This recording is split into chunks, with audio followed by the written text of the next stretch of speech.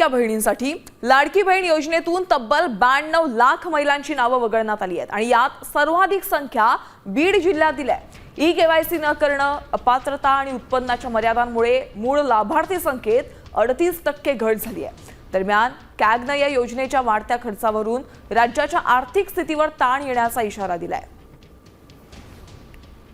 लाडकी बहीण योजनेतील 92 लाख महिलांची नावं वगळण्यात आलेली आहेत। वगळलेल्यांमध्ये सर्वाधिक संख्या एकट्या बीड जिल्ह्यातील आहे। ई-केवायसी प्रक्रिया पूर्ण न केल्यामुळे 55 लाख नावं कमी करण्यात आली आहेत। 2,40,00,000 लाभार्थी संख्येच्या तुलनेमध्ये एकूण लाभार्थ्यांमध्ये 38% घट झाली आहे। योजनेच्या वाढत्या खर्चामुळे राज्याच्या आर्थिक परिस्थितीवर ताण येईल असा इशारा कॅगनं दिलेला आहे। तर यावर आता मंत्री अदिती तटकरे यांची काय प्रतिक्रिया समोर आली आहे पाहूयात।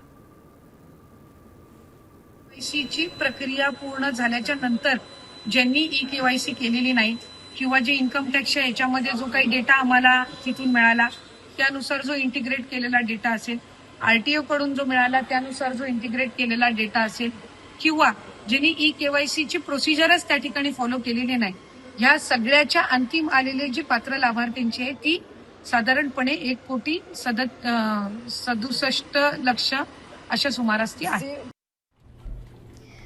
मी नेहमी फक्त साम टीव्हीच पाहते, कारण त्यांच्या बातम्या मला रिलेट करतात।